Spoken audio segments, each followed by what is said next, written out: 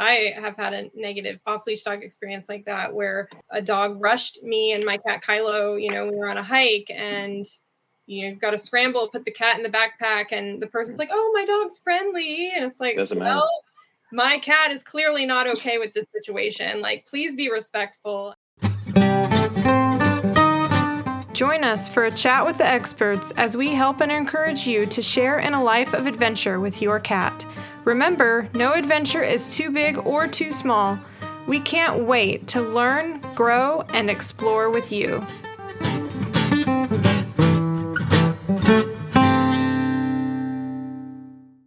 Hello, and welcome to the Kitty Cat Go Adventure Podcast, where we discuss various topics related to traveling and adventuring with your cat. I'm your host, Emily Hall, and today I am chatting with not just one guest, but a panel of guests.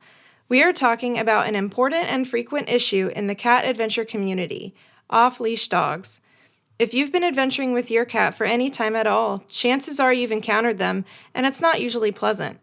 In this episode, I am chatting with Chris Ramsey, Jackie Johnson, and Beth Miller, and we hope to shed some light on how to navigate these circumstances and keep you and your pet safe. Chris owns and runs Shaker Hound Academy, located in Shaker Heights, Ohio. He has been training dogs for over 15 years and currently does private sessions, board and trains, small group classes, educational presentations, dog training workshops, large and small community pack walks, and trains other trainers as well.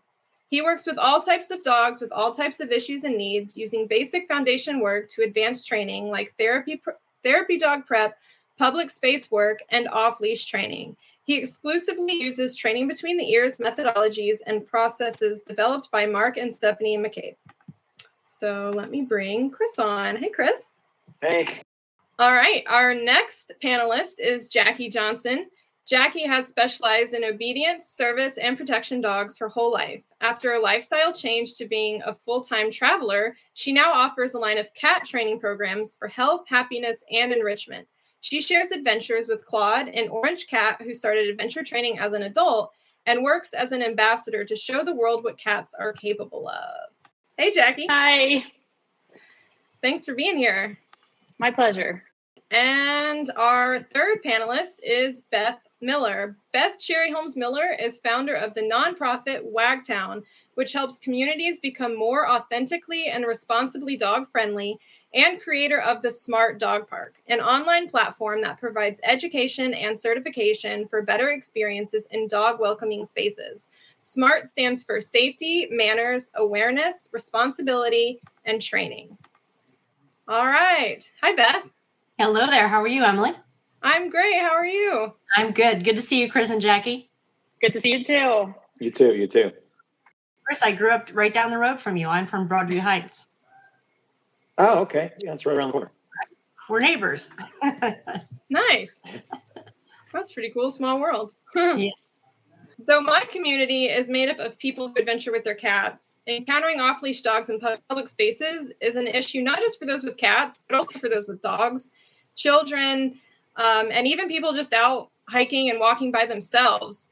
And this is an issue that can easily be avoided if people just follow the leash laws. So that's kind of where I want to start tonight, is talking about the importance of leash laws, why they exist, and all of that. I mean, leash laws have always been so important to me, especially, my background, my very first dog was in service dogs. So it's always been important topic for me, because when you have an off-leash dog, even a friendly dog coming up to that dog can set training back or even retire a dog from working.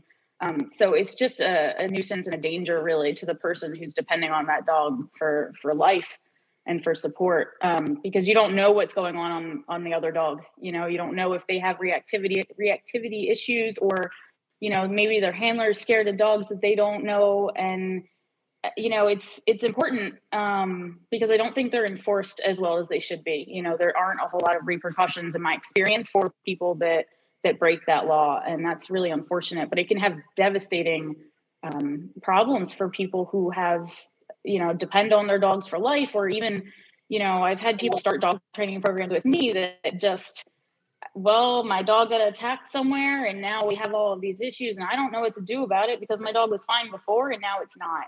And that can all be avoided by just keeping dogs out of space that we don't know, without having a conversation with that person.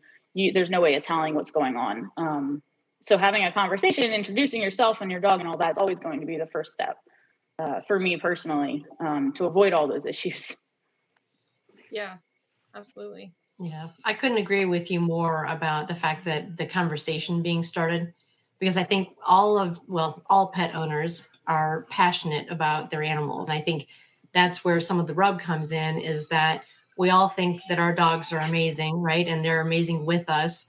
And there's something called sight and voice control with dogs. And they had a program out in Colorado where at certain dogs, if they had voice and sight control of their dogs, they were allowed to be off lead in unfenced areas, and they got a tag that said that they were okay. And I contend, and I love to hear what you say, Chris, I think there's a squirrel for every dog. I think there's always the possibility. I mean, it's still a dog, right? I love them. They're our children. They're our family members, but it's still a dog. And just like all of us, right? I'm like chocolate, right? So, dogs are going to have those triggers. And then they take these cues from you. And, Jackie's talking about the on-leash and the off-leash. And, not only is it a question of legal stuff, but really taking into consideration of what you're telling your dog. Like what body language are you giving to them? And what body language are you seeing from them? It's that communication that you were just talking about. It's like human to human, and then also dog to dog and dog to human. It's this constellation of an experience. And I think people just think, my dog is okay, so you will be fine. Mm-hmm. It's just, and so therefore it's the end of the conversation. And that's like the very beginning of the conversation. Yes. One of the first things that I tell people all the time, I'm sorry, but I tell people, the people that are prone to letting their dogs off leash, and I'm sure every single person here has heard, oh, he's friendly. Well, on my end, I don't care how friendly your dog is. I need to have that conversation for myself to feel comfortable around your dog. But those people just don't care about your personal space, your boundaries, even social etiquette. I would say they in my experience have a sense of entitlement that just, well, my dog's friendly, so you're fine. Oh, he's not going to bite you. And he's, that's all that's running through their head. Yeah. I mean, part of it is that I grew up very fortunately in a community where there was one dog named Hershey that was a chocolate lab that got picked on all the time and ended up getting aggressive. But by and large, I've worked with a bazillion dogs, and I've never been bitten seriously. It's never drawn blood other than like a scrap. And so I'm very fortunate, but I know that, there are people that I've met with, we're fostering a service dog puppy in training right now. And, they're so careful with them. And, to your point, you can ruin them with one experience. And so people just need to be so much more cognizant of the fact that not everybody loves dogs, right? It's not like it's this automatic thing. We act like it is. And I feel like like when I started Wagtown, there was a friend of mine that said, well, what about Meowtown? I said, I totally agree with you. But there's something about dog friendliness that's pushed more right now. And I think we can get to that space faster.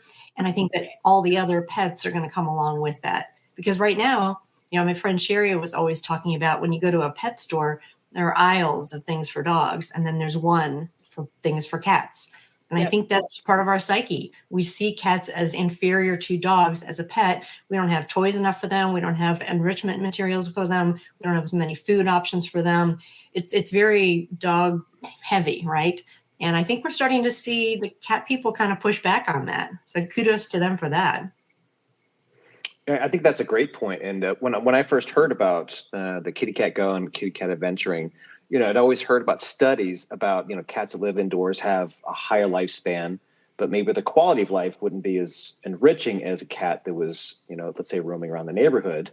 But there's issues with that as far as how lifespan goes and what they can get into and that kind of thing. So this seems to be that nice little sweet spot, is the cat's on a harness, the cat's on a flexi and exploring, doing dangerous things in a very safe way. So I was just completely intrigued when I first met Emily. Like, this seems, I don't have any cats, but I have lots of clients with dogs and cats. And I think this is I think it's a fantastic thing. And you have that following to prove it, because it's not just like a cult. There's like this, it's a culture, and to have animals in the wild, we would say, in public or in the woods or that kind of stuff, I think is amazing for their lifestyle. For dogs and off leash here in Shaker, the codified ordinance is your dog has to be on leash or within owner control. So, which is a little fuzzy because I think OR, huh? Yeah. So, or under, or unless you're in the parks and the dogs are supposed to be on leash. And that's just Shaker Heights. Most of the communities surrounding us have dedicated leash laws, and some of them actually say, 6 foot leash maximum or something like that. For my clients, it's like, so to do off leash training, that's advanced training. It's just not pop the dog off leash and let's see what happens. And I'm going to see if I could recall Fluffy in my front yard. There's a specific process that we use for that. If any of my clients, if I would catch them doing off leash work without doing the right protocols, they would get heavily scolded by me. Absolutely, in a hot minute.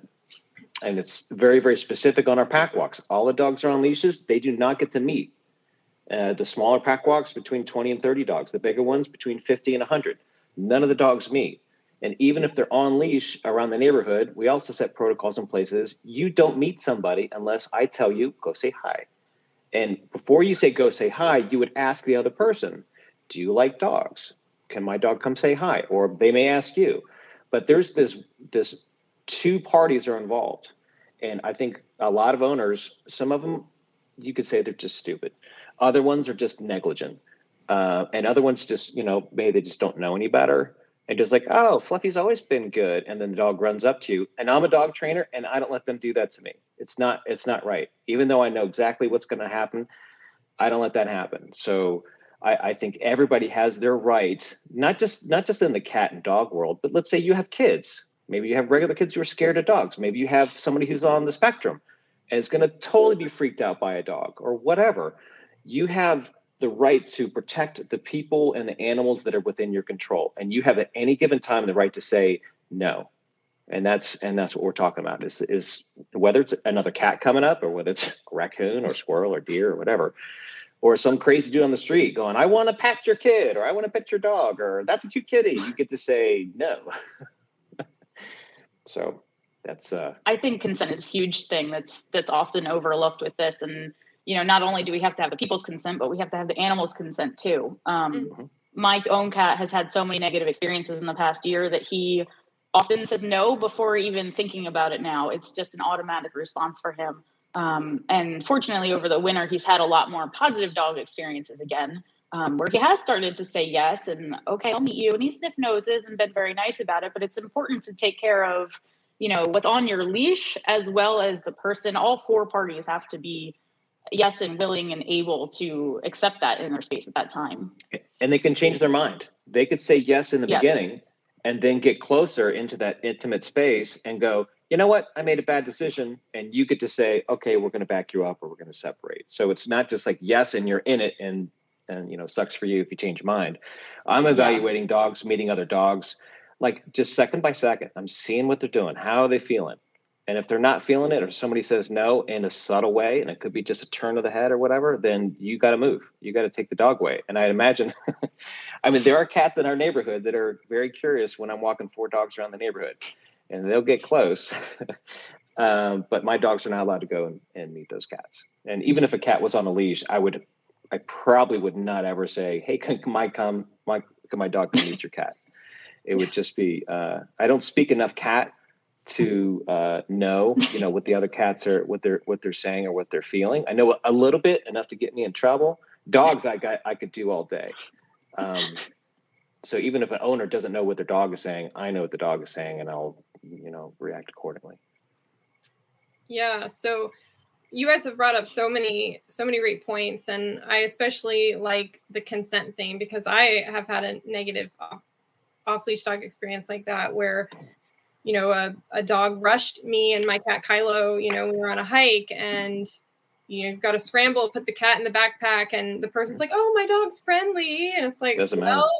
My cat is clearly not okay with this situation. Like, please be respectful. And So, what kind of strategies do you guys suggest? Like, what should we do if we do encounter an off-leash dog? If an off-leash dog is approaching, someone, whether we have a cat or a dog or a child, or, there are people in my cat community who are scared of dogs because, maybe they've had a bad experience with one, or, whatever the reason may be. What do we do in those situations? Well, whatever we're doing now, we should have started about 50 years ago. So we need to take a cue from that and say, we did a curriculum for K1 because they're most at risk for being bitten. And we don't really teach them how to read dog body language. We teach them that like dogs are big and huge and that they're lovable and they like everything, or that there are 101 of them and they're all spotted, or they're floppy and Lady and the Tramp. And so those are great examples of how loving relationships exist with dogs and humans. But there really isn't training about, if they, like to your point, the turn ahead of the turn of the head.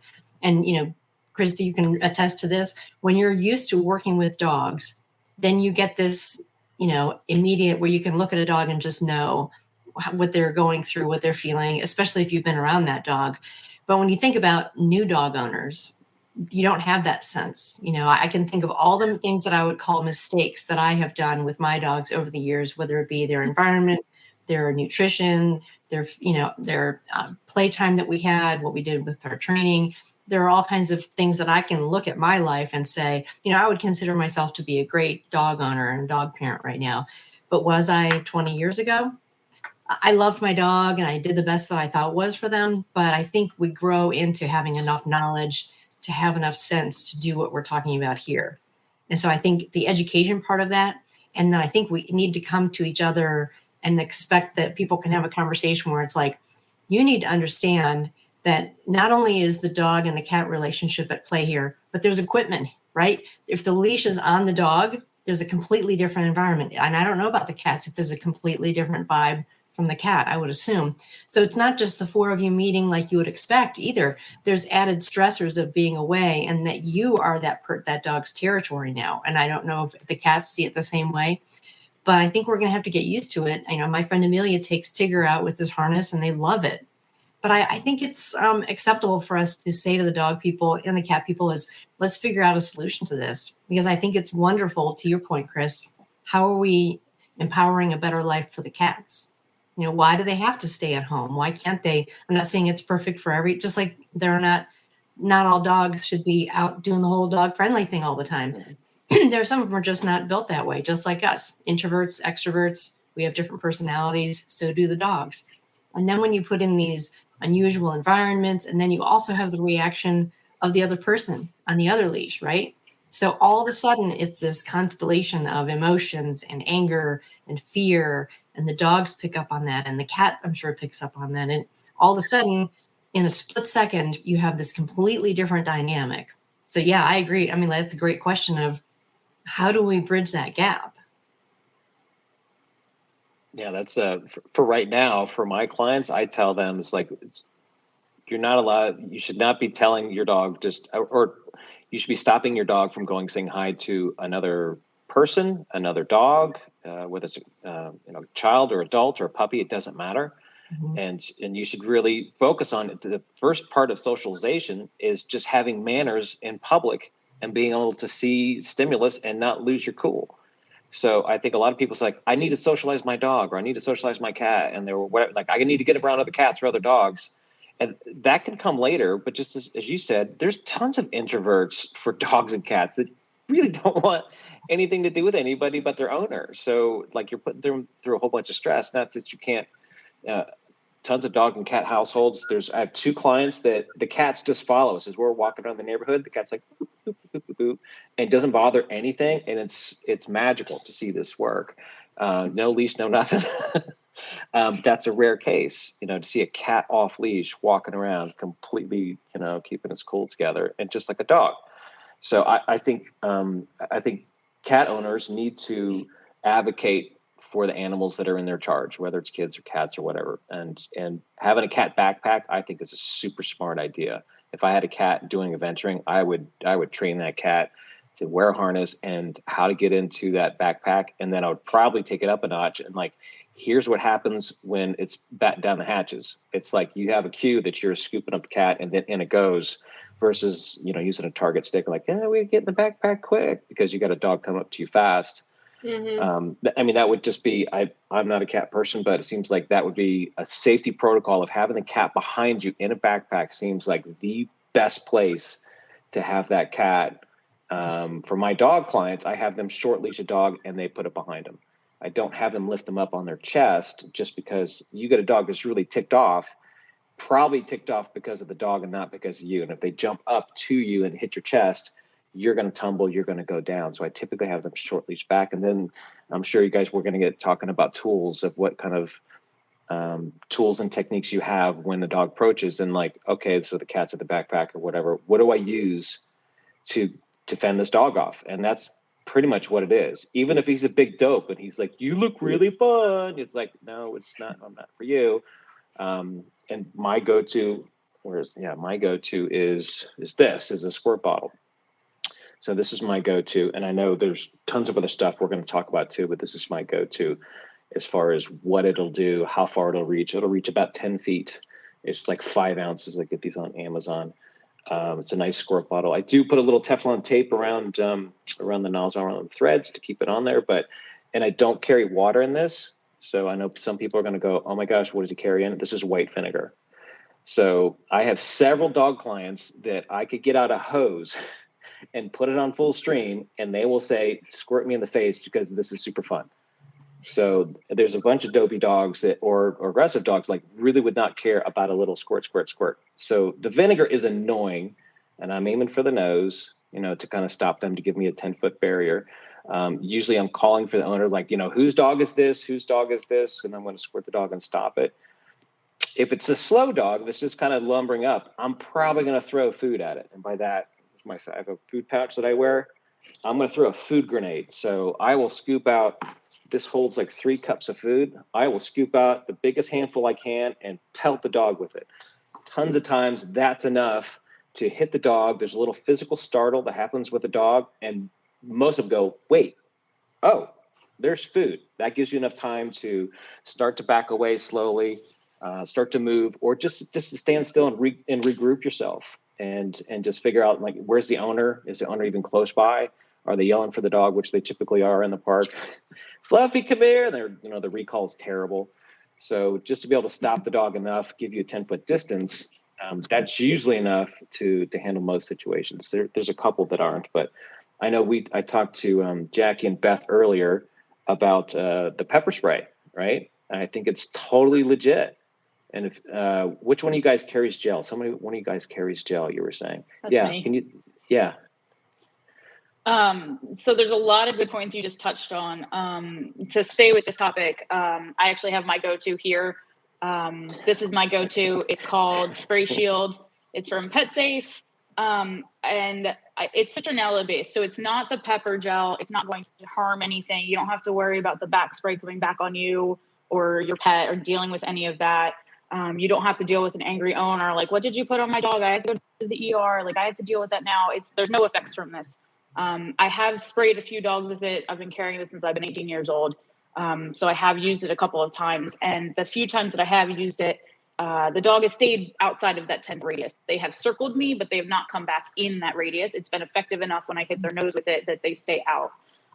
Most of the time, however, there's an owner chasing that dog, or a dog's run out of its yard because it sees me biking or something. But they think this is mace, or they think it's pepper spray, and they don't want their dogs pepper sprayed. So they go, I need to go get my dog, instead of come back, come here, shaking a little treat pouch from their porch or their car or whatever. They actually make an effort to go get their dog, which is makes me happy a little bit, because people don't always make that effort to go get their loose dog and get it away from whatever it is. So this is more of an owner deterrent, I would say, than anything else. It's $10, and it's the best $10 I've ever spent. But I do also carry pepper gel on me. Pepper gel was my choice over the spray because, again, I don't have to worry so much about the back spray. And also I am a full-time traveler, so I want something that I can use against people if I need to. It sits on my steering wheel, so it's always there and I can grab it. And since I've been walking my cat now instead of my dog, the dogs that I've seen off leash have been more intense than when I was walking a dog or by myself. So the pepper gel, you know, if I can carry a bunch of stuff on me, I'm going to take both, because I have a feeling the pepper gel for most cases is a little bit overboard and not necessary. But if the dog is in prey drive and coming after you or your cat, you need to protect yourself and make space, and that will definitely do it. They make special dog strength pepper spray, but it's a spray, it's not the gel. And the gel also has a benefit. Instead of being 10 foot, it's 25-foot radius. So those are my two go-tos. Nice. With the cat, it just makes me feel more comfortable. I have not always felt comfortable with just having the spray shield with the citronella. The other big thing that I do is I carry, oftentimes I'm walking clawed on a longer long line. It's probably about 10 foot. So in the case of an off-leash dog, I can grab him up close to me so he is right underneath my feet. And then I have, 7 foot of leash to swing around me and like do the kind of helicopter. And that sound and the visual is often enough to keep dogs away. They're not used to people doing that. It's kind of like opening an umbrella in their face. They're going to like stop and go, whoa, what is that? That will also be pretty effective with keeping dogs away, making that space for yourself to be safe. Yeah. I'd be interested to know what you guys, or your opinion is of, everyone hates people having a flexi lead with their dog. And so I have mixed emotions about that myself. And I completely agree that some people should never have a flexi lead. There seems to be either that you know how to use it or you don't, right? Yeah. So for me, I'm always like, what seems to be the problem here? But I have had it where it went by somebody's leg, and that can hurt you, right? But I'm wondering, there's probably less weight, right, with the cat in terms of that. But part of the issue that people have with flexi is that the lack of control and the ability to kind of reel in your animal and things like that. Do you see the same dynamic happening on the cat side, or is it a different argument or not? I personally don't use flexi leads for a lot of the same reasons why I don't like it when people with dogs use flexi leads. But a lot of people use them.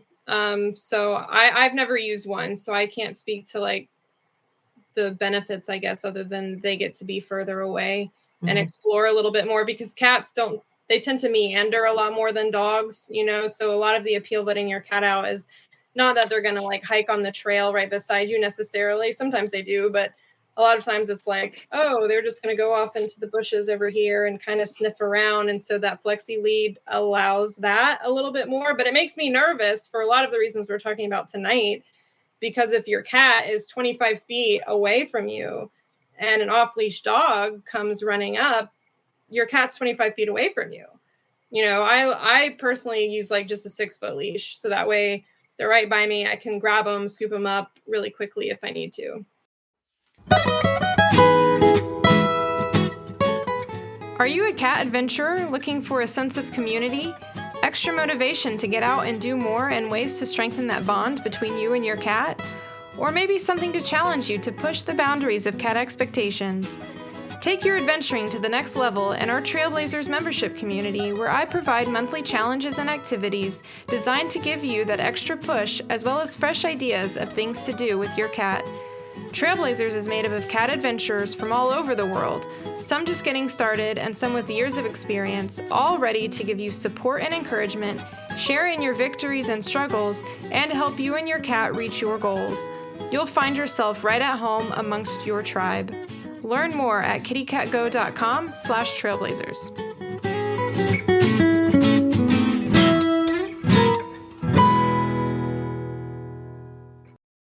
Yeah, I do use a flexi with Clyde. I use the bungee lead that comes with the Come With Me Kitty. I don't really use that anymore. I use a 4-foot traffic lead most of the time, which is what I typically use with my dogs. That's the length leash that I like. I have the longer 10-foot biothane that he can drag along. It really depends on what we're doing, where we're doing it. I'm very cognizant of where we are and what exactly we're doing. If we're just hanging out in a park, I do like the flexi because it does allow him to come in and out and meander, like Emily was saying.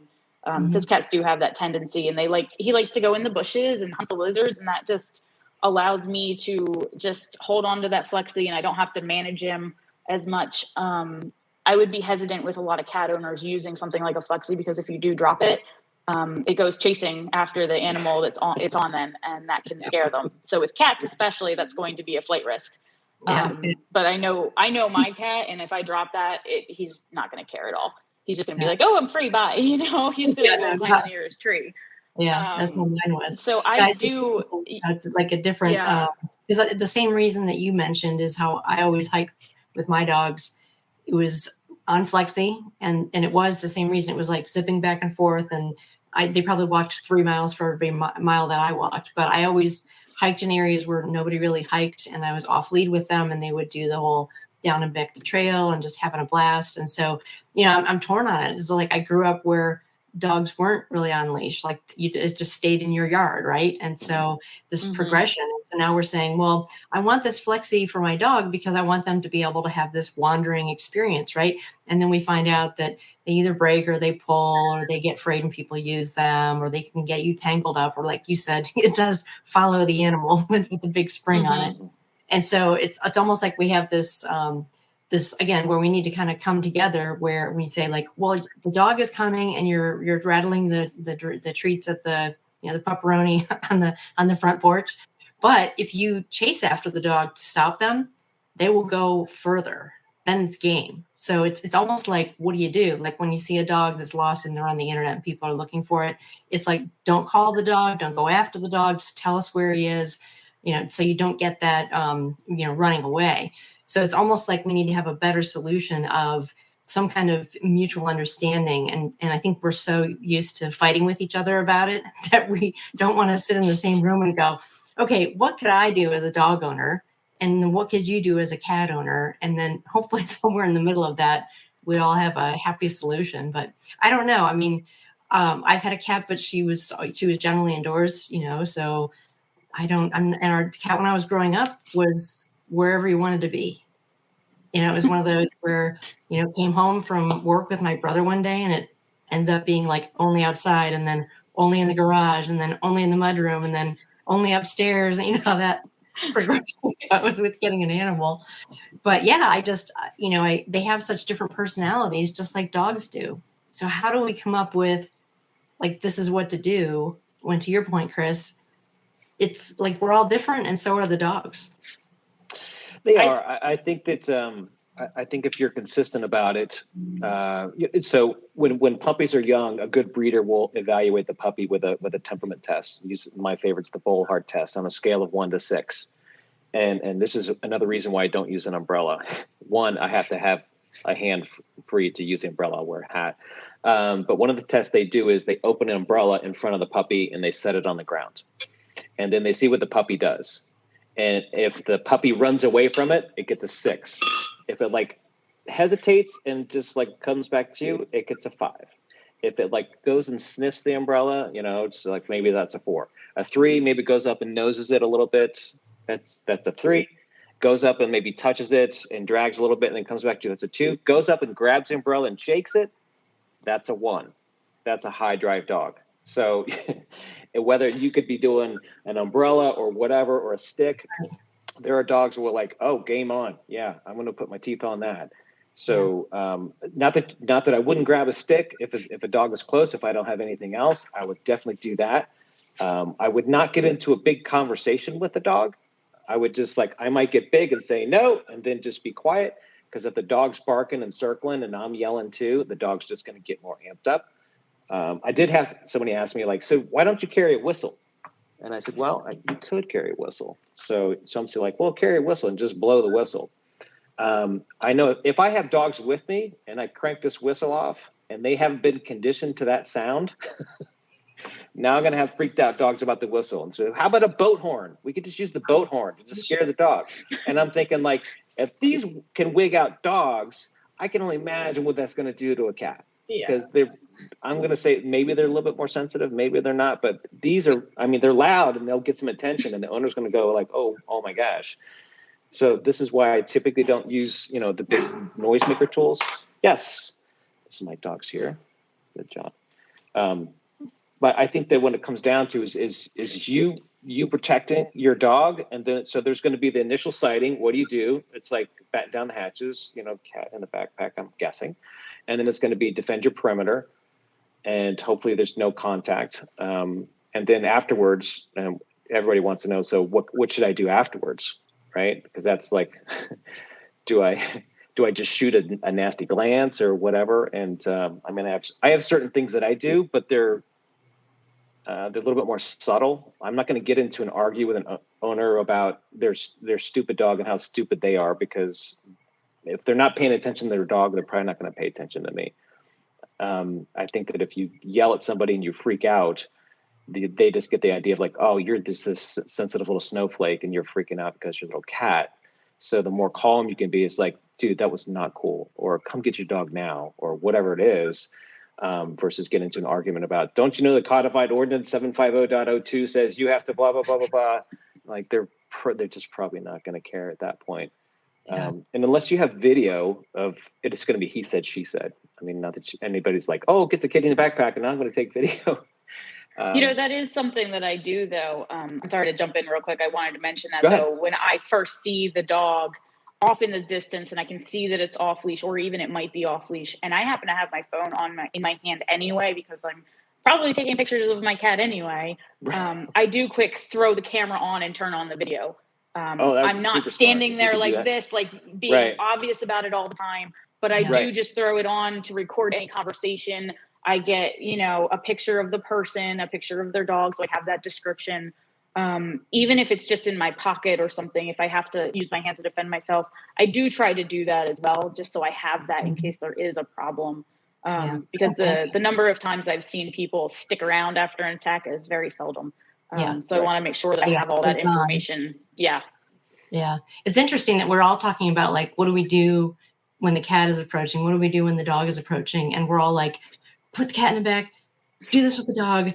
And so we're giving them all these signals that something horrible is about to happen, right? So it's almost like we want to be protective, but at the same time, we're conditioning them that every time they see a cat, it's time to be on high alert, to be by your person, tight on the lead, and there's something going to happen. And when you go by, you're going to be careful, and your owner's like, what's happening? And they're giving you cues like, stay with me, stay with me, stay with me. And the cat is like, why am I in the bag? I saw a dog and now all of a sudden I'm stuffed in here and my mom is freaked out. And so I think we need some way of approaching it, I guess. And it almost feels like, the waves coming into the lake, right? Like it's just going to take a few times of us getting used to being in the same space. Sesto, the service dog that we're training, he went to an event with me and I was talking about service dogs and stuff like that. And I sat down at the table when I was finished, and there was a woman across the table from me, and she leans over and she says, I'm terrified of dogs. And I was like, I'm like, oh my gosh, I'm so sorry. I'll move. And she looks and she goes, but I'm not afraid of that dog. I'm like, okay. I said, did you have a bad experience with the dog? And she says, yeah, when I was little, I was attacked by a dog badly, and I've never touched one since. I'm like, would you like to try? And she's like, I think I would. But it's been decades and I have never, I'm like, okay. So I bring Sesto over, and she acted like she was going to be burned, and she puts the hand on the dog. I'm going to get all choked up. And she's like, starts getting teared up, and she's like, I can't believe this. Will you take my picture and send it to my daughter? And she's like, it was just like this transformative experience just from being in the presence and touching an animal, even though she had this bad experience, right? So she was able to overcome that by having a gentle experience where she could have her own distance and absorb the information and then make the decision for her to be the one to go toward the dog. And I think that's what we need to let the cats do. We need the dogs to be gentler with them. And I think we need to get rid of the Tom and Jerry, all dogs hate all cats mentality. We see all these cute species pictures with chickens and kittens and horses and dogs all napping together. So if that happens, then, what's the real truth there?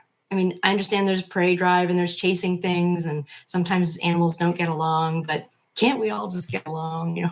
Dogs and cats on the street. I think it goes back to the very beginning of this conversation where a lot of people just aren't familiar with body language. And I know with my dog training and with my cat training now, it was always one of the first things that I do is teach people what that body language is, because you really, even with your own pet, have a communication struggle between the species. Even if you spend all of your time together and you live in the same household, if you don't really know what that body language is, you don't know what they're trying to tell you. And a lot of people are optimistic, I would call it, about their own pet's behavior, that they think, oh, my dog will do this because I spend all this time with them and I've never seen them do this. But have you really spent the time training and seeing what your dog would do in that situation? The amount of dogs that I think have seen a cat on leash is very few. So do you know what your dog would do if they see a cat out in public? You might know what they do with another squirrel or a duck or something. But you don't necessarily know. And when you don't know the body language and you don't know because you haven't spent the time training the animal, it kind of leads into this dark path where nobody can really see anything, which leads to that unfortunate circumstance where people are afraid of dogs. And, unfortunately, like Claude was saying, Claude was bum rushed a lot last year, where he didn't have that opportunity to just go slow and feel out the situation and say no. When somebody doesn't have the ability to say no, it kind of creates a sense of fear that just escalates into uncontrollable panic a lot of times.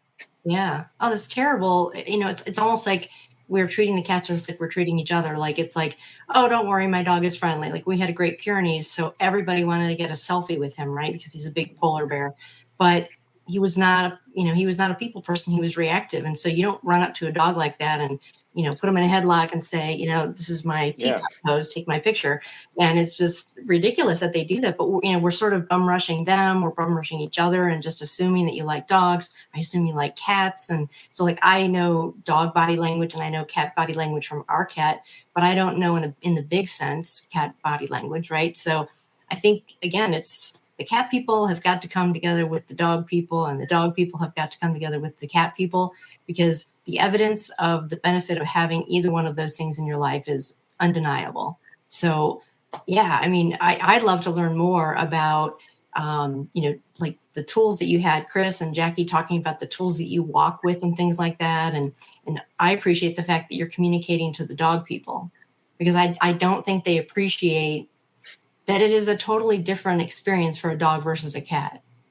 It's the upbringing, it's the species, it's the way that we act, it's the personalities of the people who are involved.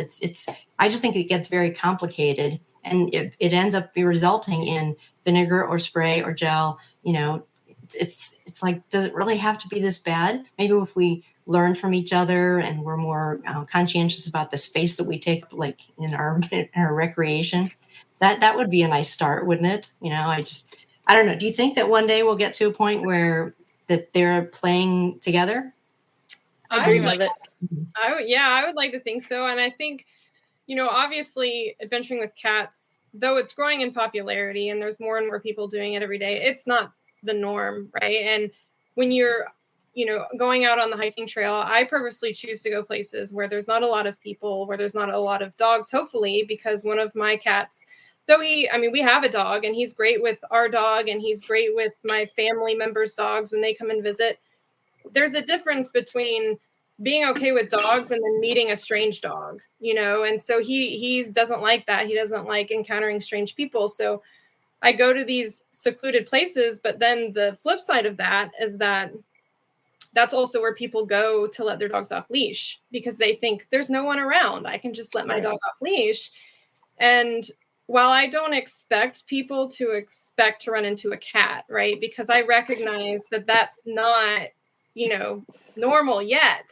But I hope that, the more we do this kind of thing, the more we spread the word and show that it's such a great form of enrichment for cats, that more people will do it. And so then maybe more dog owners will consider that and follow the rules and not have that, sense of entitlement. Like, a couple people have chimed in the comments tonight saying that they've had experiences where the dog owner got mad at the person with the cat for being there with the cat, even though it's a public space, it's a park. But the dog owner's like, what?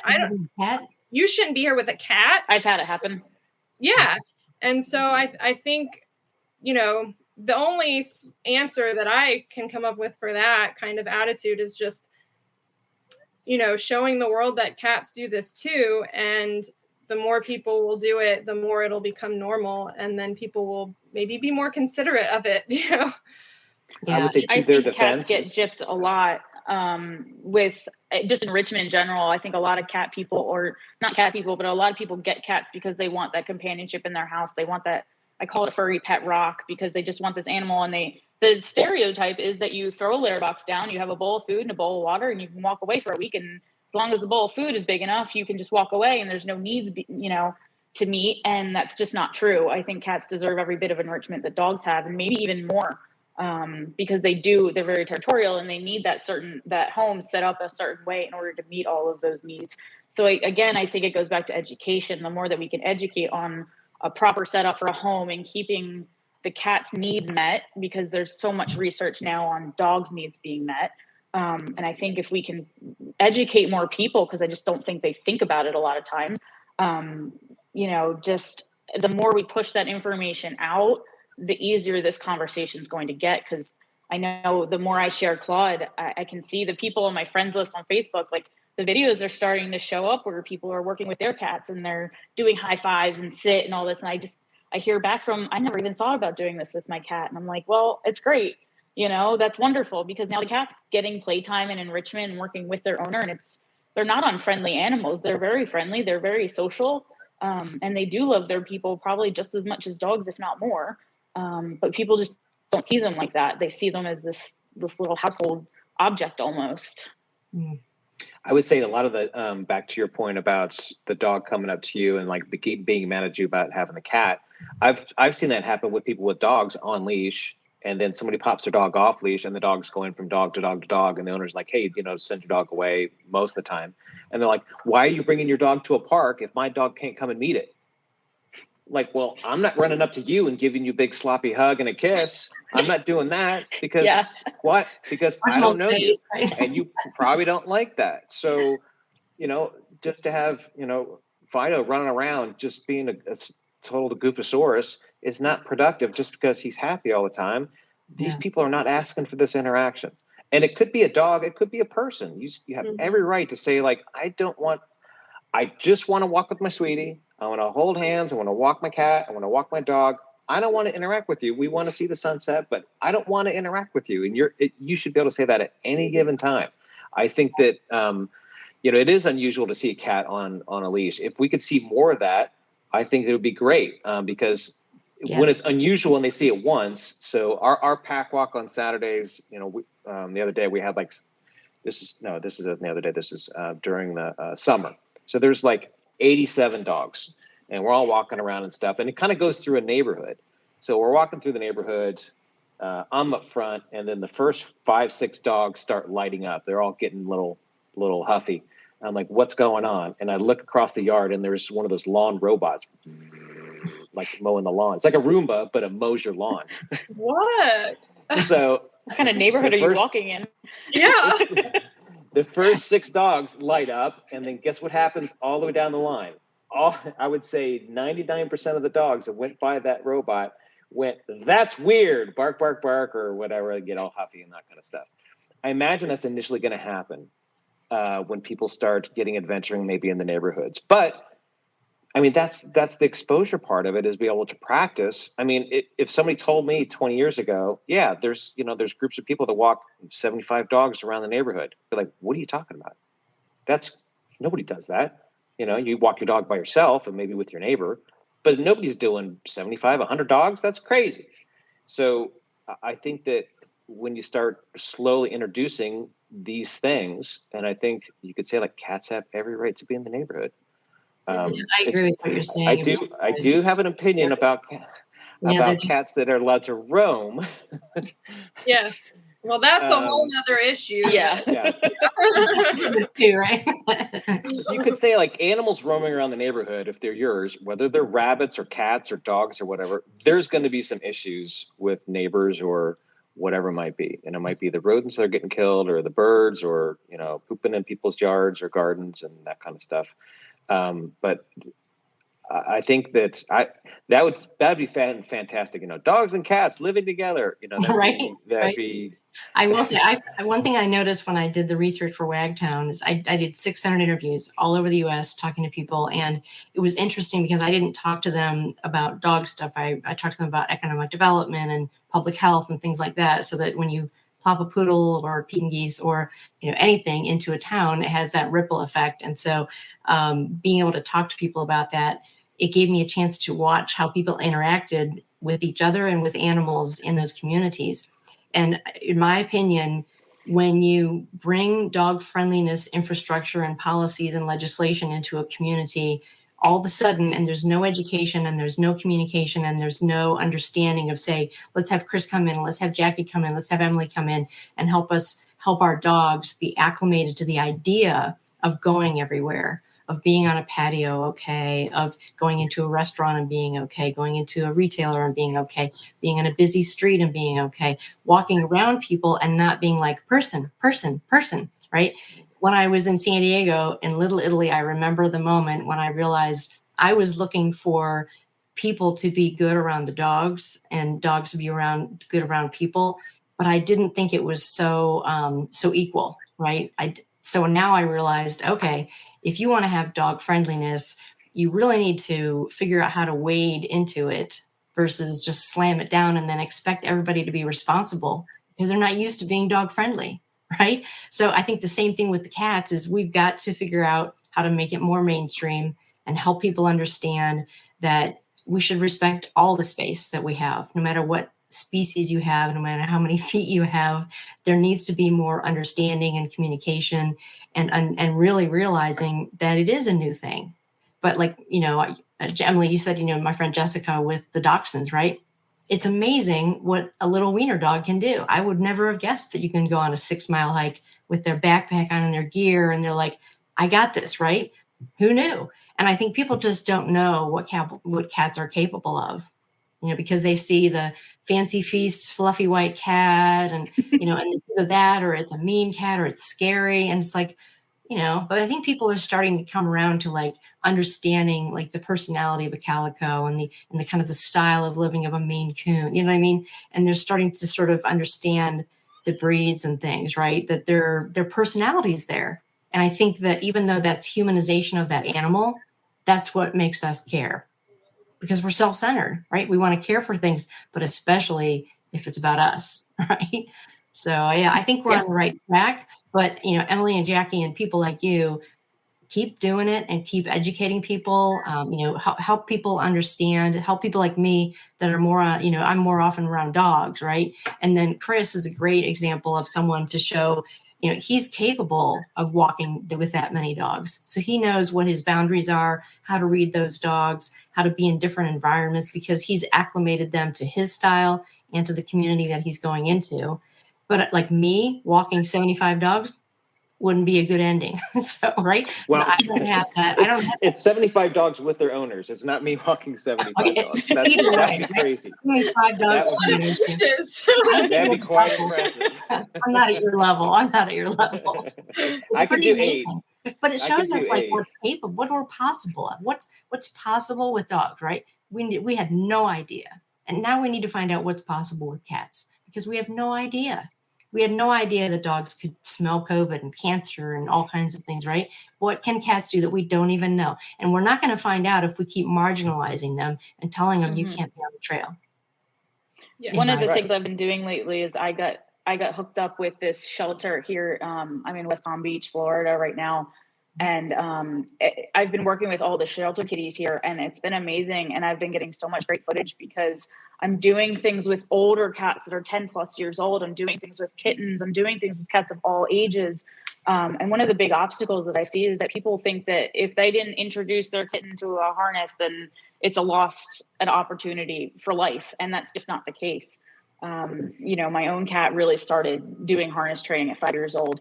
I have a cat here now that's 10 years old and doing, harness work and all of that. And he likes it. One of my clients is now, I have an adventure cat program. He's 9 years old and starting out and loving it. So cats of all ages can do this too. It's not, you don't have to start as a kitten.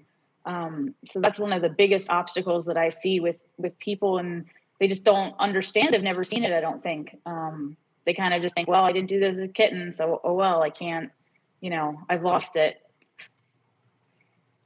I was at a big festival a couple of years ago, and it's like 100,000 people over 4 days. It's like packed, and usually it's everybody's crowded. Like there's just no room to move. And then all of a sudden, I see this big split. It's like Moses in the Red Sea, and I'm like, what is going on? Is somebody riding a bike through it? and a guy had a skunk on a leash, and he starts walking through the crowd, and the skunk's just like boop, boop, boop, boop, and people went and just gave him room. And so I was part of security at the festival, and I said, "Hey, so what kind of dog is that?" And he laughs, and he's like, "This is my skunk. He's been descented. He doesn't have the glands." And I said, "Oh, cool. What's his name?" She's like, "Her name's Febreze." And I said, "Oh, is she friendly?" "Sure." Can I say hi to Febreze?" "Sure." And she's like all snug. And then people like come close. "Oh, it's a skunk." And then we get closer. So that was super unusual. And I think that might happen with cats is around in the neighborhood initially. Not that we're going to see skunks, everywhere in the future, but you'll probably get that, whoa, okay, so this is unusual, or some other sort of physical reaction to that.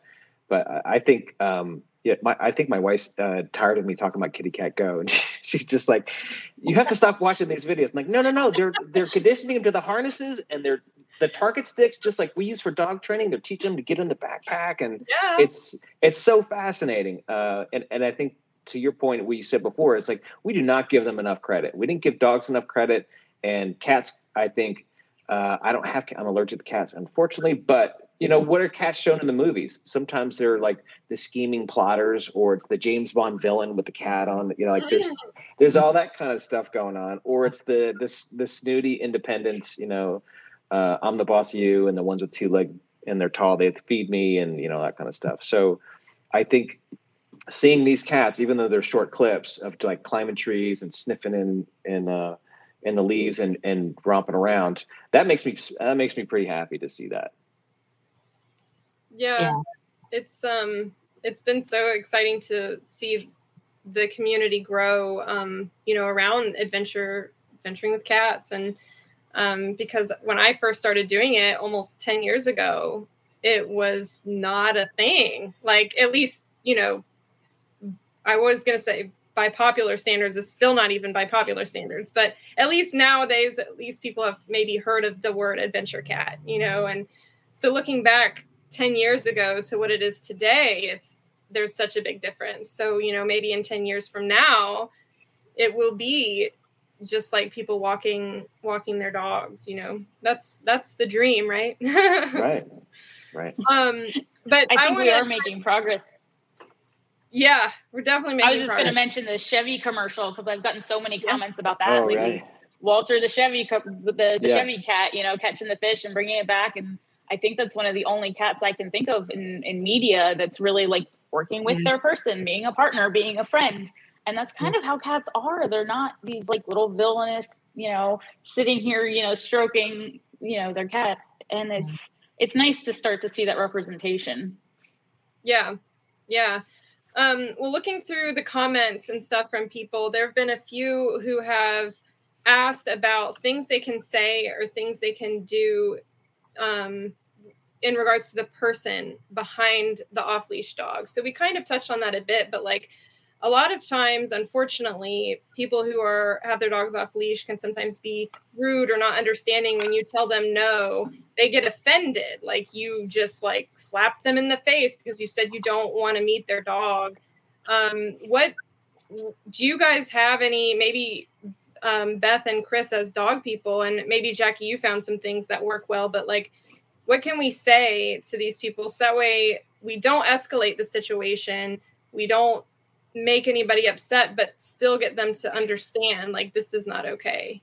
Yeah, I have trouble with that. Not so much these days, but especially when I was younger, where there's of course an immediate reaction. I think anytime that there's an uncomfortable situation that could happen with your animal, no matter what it is, and so it's easy to come in and be like, expletive, I can't believe you're doing that kind of attitude. And I kind of approach it now the same way that I do when I see someone not pick up dog poop somewhere. I always have at least 2 extra bags with me in case there's a double deuce or whatever. And so that way I go up and I catch them sort of not in the act, but it's clear to me then that they're not going to pick it up. And I'm like, oh my gosh, this happens to me all the time. Here's a bag. My double deuces on me all the time. So I got you on this one. No problem. The can is over there. And so it's not like, I can't believe you're not picking up the poop, that kind of thing. And so the same concept of when we're approaching people is like, let's use this moment as an opportunity to educate. And so start in slow, right? Instead of saying, get your dog away from here, get your cat out of here. They're not supposed to be on the hiking trails, right? That this is my territory versus, oh my gosh, I'm so sorry. That should be our first words, right? Why can't we just say, let's start with, I'm not doing things right. You're not doing things right. Let's figure out a better solution for both of us. But man, we're just not very good at talking to each other right now.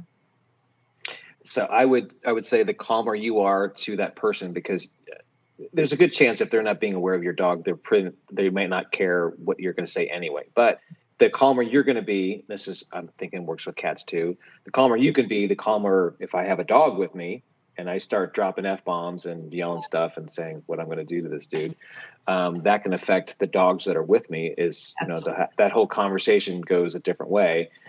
But if I can say, hey, can you get your dog? My dog's not good with other dogs yet. So that does two things. Can you come get your dog? You're asking him nice. Can you come please get your dog? My dog's not good with other dogs yet. Which means like you're working on it. I'm glad your dog is good with other dogs. My dog's not good with other dogs yet. Like, we're working on it. Like, oh, okay, so he's doing something and he's not yelling at me and doing anything like that. That can help. Yeah. Not that you could, you know, not giving them a glance and an eye roll and go, dude, that was totally not cool. Yeah. You know, you just freaked my cat out. Doesn't have a lot of exposure to dogs. Can you get your dog? Can you please get your dog? And I'm usually saying, can you get your dog? And I'm squirting at the same time. Well, let's remember that we're all like, what are the people saying when they walk away from that environment, that experience? So like Jackie and I meet each other on the trail. Our interaction is going to go on, right? So we're going to have a caring conversation with our friend, right? Because this crazy lady had her Jackie, she has her dog and cat and everything's it's terrible, blah, blah, blah. And so we're perpetuating that these crazy cat people are there with their cats in the trails, and then these idiot dog people that don't have control of their dogs and don't care, right? So that's where we're starting. And so to Chris's point, let's start with maybe they just aren't aware of the potential for that danger to happen. And I think people don't assume, they don't realize how quickly it can go bad to the point of something, you know, being killed. Yeah. Or seriously injured, or to your, you know, Jackie, you mentioned, I mean, you can ruin a dog with a single incident if you don't handle it correctly or if it's bad enough, right? So here we are talking about potential conflict every time they come together. So it's time to say, okay, we're the humans here. How can we think through this? The dogs and the cats will probably figure it out on their own if we gave it to them, but we're left to our own defense. Yeah, one of the things I've noticed is that, and this has just been my personal experience maybe, but a lot of the people that have their dogs off leash don't necessarily care. Maybe they don't think, maybe they don't care, whatever it is, but they just don't have that reaction until they think their own pet is in danger. So saying something like, he's not good with dogs yet, you know, it puts them on the position of, oh crap, I have to protect myself. So something like that's probably why this works so well. You know, they don't want their dog to get hurt. So turning it around on them will work most of the time in my experience. Now, Claude, when I'm walking my own cat, I kind of judge the dog, you know, if it's a smaller dog or if I see it's a slower dog, you know, and I don't have food to pellets addicts, that's a fan of mine. I'm a fan of that one as well. I will tell them like my cat's going to defend himself. You know, I'm not going to pick my cat up and put it on my shoulder so it can claw me because it's scared. Trying to climb up on the top of my head when maybe your dog's going to climb up my body to get at him. I'm going to leave him on the ground and do the best that I can. But if he decides he's in danger, he is going to defend himself. So that might be, you know, you kind of have to gauge your own pet for that. And if that's a last case scenario, it might be what it comes down to, unfortunately, sometimes where you have to defend yourself, and sometimes maybe your cat's going to have to defend himself too, which is very unfortunate. Yeah. But turning it around and making sure you're telling that other person that, hey, this is a bad situation for all of us. That's definitely helped in my experience with managing these people. One thing that I've heard from dog people say to me when they talk about cats being out there is that I think because of cartoons, we just assume that the cat can always get away. You know, but we trap them on leash. Yeah. Yeah. But there's this thing like, oh, the cat's going to be like, phew, you know, like Jerry and Tom, like they can't catch them, right? But they don't accept, and like, these are not skittish cats, right? They're pets and they're there having an adventure with you. They're not looking for trouble, right? They're just like the Yeah. dogs doing their thing. And yeah, it's interesting to see how, everything always comes down to, why don't we just have a conversation? Why don't we do this on a slow roll? Yeah. And acclimate them, talking about the umbrella. Did we talk to the dogs and the cats and everything? Did we bring them into that situation slowly enough that they don't feel like they would be intimidated by that object or that experience? Do the same thing with that. I hope that there are more people that are out there with their cats so that it does become normalized, because I think if we're seeing, I don't know, what percent of cats do you think do adventure? Less than 1%, easily. Okay. So, I mean, even if you doubled that, I think then people start to see what they're capable of. And then I think even people who adventure with their cats are going to be like, I had no idea it could be even this cool, right? Because once we start to give them a little leash, right, to show us what they're capable of, then the magic starts to happen. If we can get us all to get along with it, wouldn't it be cool if I could take my dog and you could take your cat and we could go for a hike? One of my most pleasant experiences was I have friends out in Oregon, and they have dogs and cats, and we went hiking with the dogs and Claude, and all of us had fun. Out there, they could all be off leash. So Claude would just hang around and follow us, and the dogs would go do their thing, and Claude would do his thing. And, I'd talk with my friends, and like, that was so amazing because those dogs had been around cats. They understood, they were trained to be off leash and handle that responsibility. And Claude's obviously had that training and experience as well, but that was, some of my most magical memories of the past year of travel that I've had, because it's just been so awesome to have that experience. You had that experience. And that's the thing that's hard, I think, is, I used to do geocaching with my son and our boxer. And if you don't know what that is, you just like go through the woods finding stuff that people have hidden. But I grew up walking around in the woods. So I didn't understand the concept of like taking the trail until I worked for a Metro Park system. And they're like, you're supposed to stay on the trail because you're like ruining the flora and the fauna. I'm like, I don't know. All I know is there's a thing over there. And that was the direction, right? So I had no concept that I was, in fact, impacting the conservation efforts of that area, right? So we just need to kind of learn a little bit. But now we're talking about this magical experience. And I've had those with my dog and they're off lead. And so here we are talking about how we're all like, you should all be on a leash. It's irresponsible to not be. And then all three of us have said, wasn't it this wonderful time when my dog was off leash and I was playing in the woods? Right? So it's us too. We do it. Yeah. We do things that are bad and we shouldn't be doing. So all of us can set a little better example. But it's hard to deny the fact that, your animal off lead with you in the woods, there's not much better than that. I think there's a time and a place for everything. And, when you have your dog off leash or your cat off leash, you need to be able to call them over to you in order to create that communication bridge where, can my dog meet yours? Is your dog friendly? Is my dog friendly? Can they handle this? How should we approach this interaction, or should we just walk on by each other? I think that's a huge part of it. Because even if you both have your dogs off leash, that doesn't mean that you're friendly. Like Emily was saying earlier, we go to places where aren't really frequented by other people, but that's also where dog people go to let their dogs off leash for the same reasons. Right. So we need to be able to have that training with our dog and pay attention to our dog, pay attention to our cat, so that if we do come across another person or a dog, we are opening up that bridge of communication before just coming into each other and, I'm on top of you, you're on top of me. My dog might not handle that so well. And then we have problems. Yeah. So a couple of people in the comments have said that one thing that they do, like when they're out on a hiking trail, is leave a note at the trailhead telling people like, there's an adventure cat on the trail. Please be respectful and follow the leash laws. And then someone who goes camping with their cat says they put a sign on their campsite that says cat on site, so you're like, because obviously, we've mentioned people don't expect it, so let people know, ahead of time, give them a heads up, and hopefully they'll pay attention and be respectful. I really like that tip. I hadn't thought of That's an awesome solution. Yeah, I'm gonna design one tomorrow and have it laminated. 10 points for that one. Thing. Yes. I love that, Gabrielle. Thank you, and Jennifer. That's such a great tip. We are definitely at the tail end here, I just want to ask one more question to you guys about like the legalities around this. You know, like if you have an encounter with an off-leash dog, what legal recourse is there, if there is any, you know, because obviously there are leash laws in place. And then Chris, when you and I talked earlier in the week, you mentioned the legalities of carrying things like the pepper spray and the pepper gel that we've mentioned.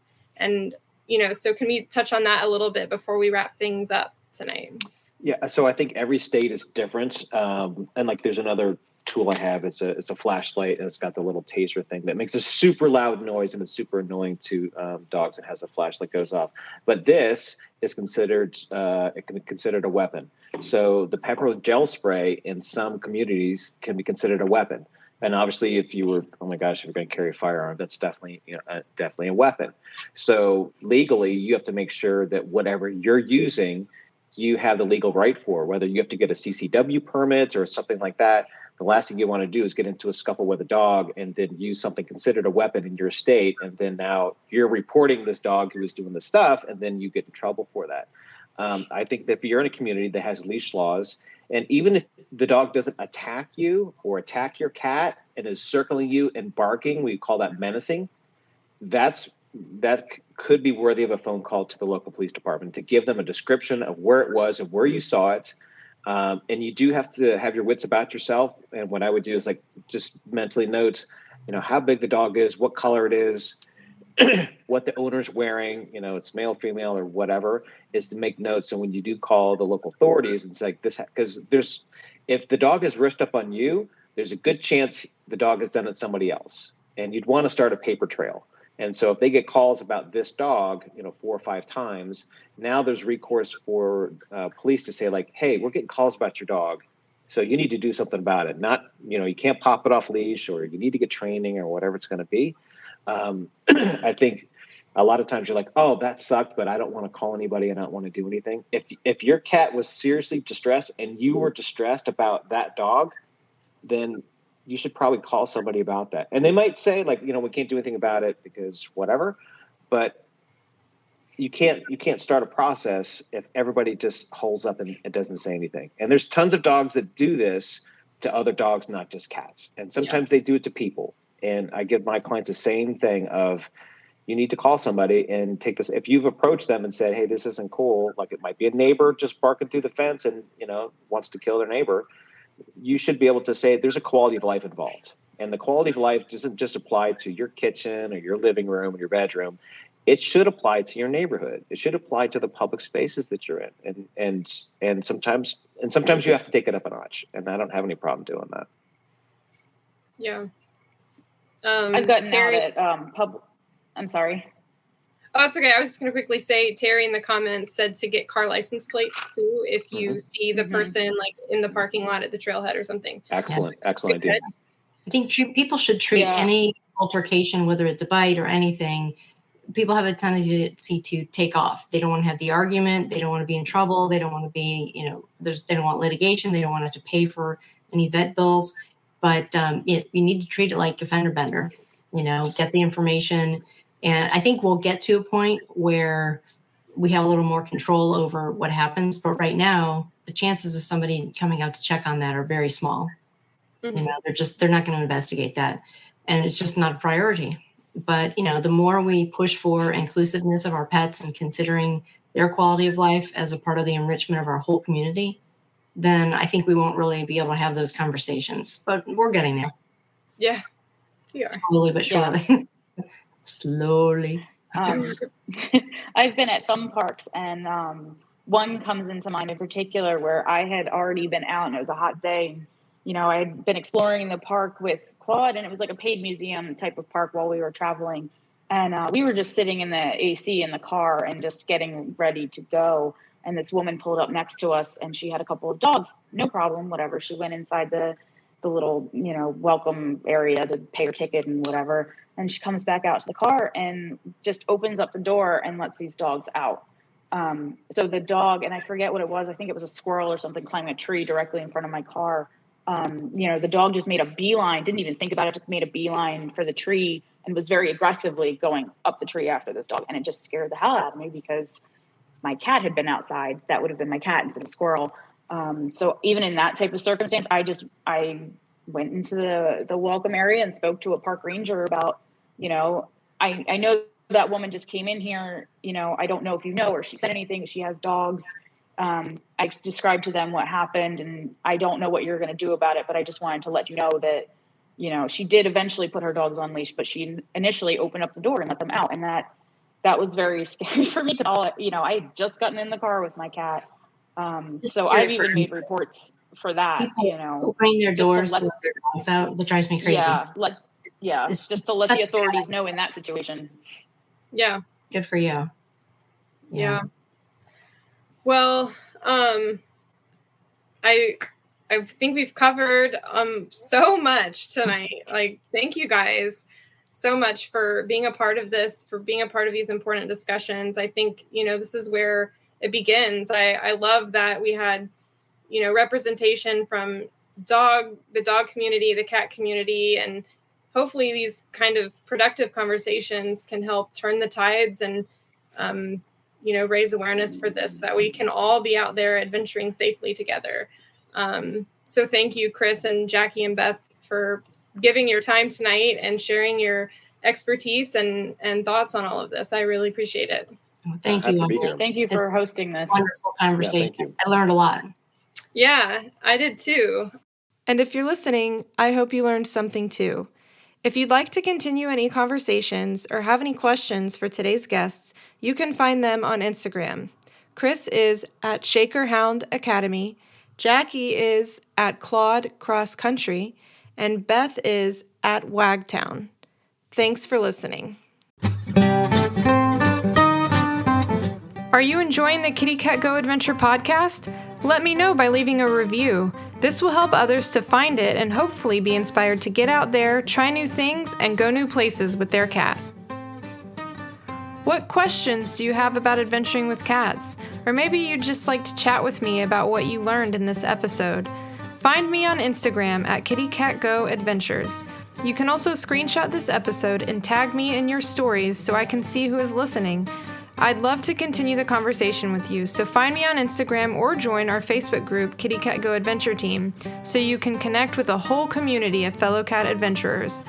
And as always, you can find the show notes, including all links and resources discussed in this episode at kittycatgo.com/podcast. Until next time, happy adventuring.